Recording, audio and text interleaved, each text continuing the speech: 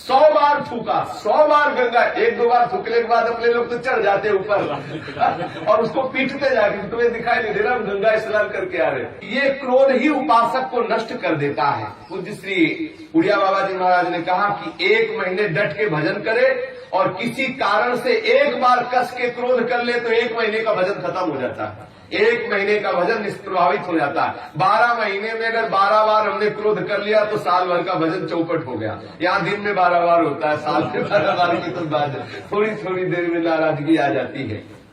क्रोध भगवत प्राप्ति के मार्ग में बहुत बड़ी बाधक वस्तु है। तुम जान लो ये क्रोध तुम्हारी अवनति का मूल कारण है। जो अपने आते हुए क्रोध को रोक लेता है उसको निश्चित भगवत प्राप्ति होती है। जो मनुष्य, जो उपासक अपने क्रोध के वेग को नहीं सहन कर पाता वो भयंकर से भयंकर कुकर्म करके विनाशकारी स्थिति को प्राप्त हो जाता है। इस जगत में क्रोध के कारण लोगों का नाश होता देखा गया है। इसलिए उपासक को कभी किसी पर क्रोध नहीं करना चाहिए। क्रोधी मनुष्य भयंकर से भयंकर पाप कर सकता है। क्रोध के वशीभूत उपासक अपने गुरुजनों की हत्या भी कर सकता है। क्रोध से भरा हुआ पुरुष कठोर वाणी के द्वारा अपने गुरुदेव की अवहेलना भी कर सकता है। क्रोध बड़े से बड़े सम्माननीय का अपमान भी करा देता है, ऐसा हमने देखा है। क्रोधवश अपने अबद्ध गुरुजनों की भी हत्या कर सकता है जो क्रोधी जन है। बोले क्रुद्धा पापम नरा कुर्यात् क्रुद्धो हन्यात् गुरुनपि क्रुद्धा पुरुषया वाचा श्रेयसोपे मन्यते। इसलिए हे भाई, उपासक को कभी भी किसी भी स्थिति में क्रोध नहीं करना चाहिए। क्रोधी कोई भी गंदा से गंदा कार्य कर सकता है। क्रोधवश अवध पुरुषों की हत्या कर सकता है।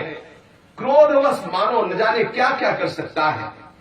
इन दोषों को देखते हुए जब उपासक के हृदय में क्रोध प्रकट हो तो तत्काल मौन हो जाए और वहां से हट जाए। जिस जगह से क्रोध प्रकट हो रहा है चुपचाप सह जाए। क्रोध सहने में ही कल्याण है।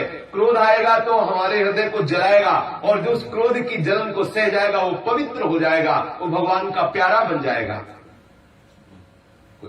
क्रोध करने वाले पुरुष के प्रति जो बदले में क्रोध नहीं करता, समझना, क्रोध करने वाले पुरुष के प्रति जो बदले में क्रोध नहीं करता वो अपने को और दूसरों को भी महान भय से बचा के परम कल्याण करने वाला बन जाता है। क्रोध करने वाले पुरुष के प्रति भी जो बदले में क्रोध नहीं करता वो अपने को और दूसरों को भी महान भय से बचा के परम कल्याण करने वाला बन जाता है। यदि मूढ़ एवं असमर्थ मनुष्य तुम्हें क्रोध दिलाने की चेष्टा करें तो तुम बलवान बनो, उनकी बातों पर मुस्कुराओ और क्रोधित मत हो, गुस्सा मत करो। क्रोध करोगे तो आपका भजन नष्ट होगा। अपने चित्त को वश में रखने की सबसे बड़ी औषधि है मौन हो जाना।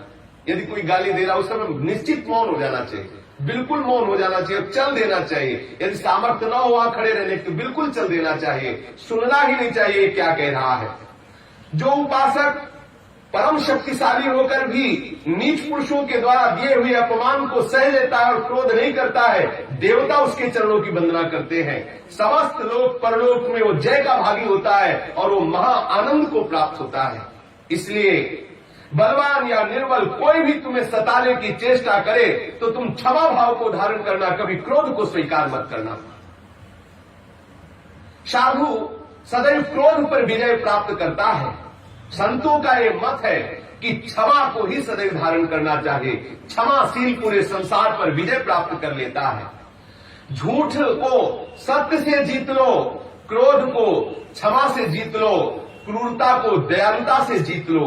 यदि ऐसा जीत लिए तो तुम महात्मा कहे जाओगे।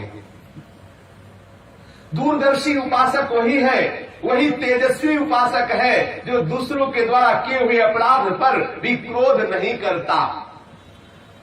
जो लाख उपाय करे पर क्रोध ना आवे तो समझ लो वो भगवान के नजदीक पहुंच चुका है। वो तत्वदर्शी महात्मा भगवान के नजदीक पहुंच चुका है। जब लाख उपाय किए जाए उसको क्रोध ना आवे। जैसे एकनाथ जी कितना उपाय किया, एक तो गंगा स्नान करके जब आते तो थूक देता ऊपर से, मलेच्छ का थूक देता कहते हैं। 100 बार थूका, 100 बार गंगा, एक दो बार थूकने के बाद अपने लोग तो चढ़ जाते ऊपर और उसको पीटते जाके, तुम्हें दिखाई नहीं दे रहा हम गंगा स्नान करके आ रहे। 100 बार थूकले पर भी वो 100 बार गंगा स्नान करे, अब तो रहा नहीं गया, वो ऊपर से उतर के साष्टांग दंडवत किया। एकनाथ जी ने कहा क्या बात हो गई? बोले मुझ अपराधी को क्षमा करें, हमने 100 बार आपके ऊपर थूका, आपको परेशान। बोले भैया आप जैसा उपकारी तो कोई होगा नहीं, दिन में बहुत वो 2 बार गंगा स्नान करते, प्रातः और शाम, आपकी कृपा से 100 बार गंगा स्नान हुआ, आपके चरणों में प्रणाम, आप ऐसी ही रोज कृपा किया। अब बोलो क्रोध की कई जगह है, कई क्रोध की जगह। कुछ तो चंडाल चौपड़ी बैठी रहती थी एक चौतरे पे, और एक लात जी को किसी भी तरह गुस्सावे ऐसा उपाय सोचते। एक ब्राह्मण आया, बोले हमारे को कुछ रुपए की आसक्ति, बोले 200 रुपया देंगे, जाओ एक लात जी को गुस्सा दिला दो बस उनको। बोले अभी जाते जाते गुस्सा, वो जूता पहले उनके पूजा गृह में चले गए, उन्होंने आसन दिया और बैठाला, बड़े प्यार से भगवान का चरणामृत दिया, प्रसाद दिया, कोई नाराजगी नहीं। उसको लगा कि ये बड़े विचित्र, सोचा था कि जूता पहन के अंदर जाएंगे तो जरूर डांट लगा देंगे, ठाकुर जी के पास बिना जूता पहन, वो सब में ठाकुर देखते थे तो इसलिए नाराज के उसने किया। जिस समय अतिथि सत्कार के लिए भोजन की थाली लगाई गई, पत्नी परोस रही थी भोजन, तो वो आसन से उठा, पत्नी की पीठ में ऊपर लद गया जाके। बोले अब नाराज होंगे, इसमें तो नाराज हो। तो उन्होंने कहा संभालना संभालना, बोले हमें बेटे को संभालने का अभ्यास है, आप चिंता मत करें। एकनाथ जी की पत्नी ने कहा मुझे बेटे, वो बेचारा रो पड़ा, कई उपाय किए लेकिन रो पड़ा। तो उन्होंने पूछा क्यों रो रहे? बोले हमारे 200 रुपया मारे गए। बोले कैसे मारे गए? तो उन्होंने बताया वहां बैठे हुए लोगों ने कहा था कि आपको नाराज कर दे तो 200 रुपया मिल जाता, आप नाराज ही नहीं हो रहे, मैं क्या करूं? बोले आके बता देते, पहली बार में हम नाराज हो जाते, उन्हें 200 रुपया मिल। इतने महात्माओं के ऐसे ऐसे उदाहरण है कि लोगों ने कितना उनको क्लेश दिया लेकिन कभी नाराज नहीं हुए।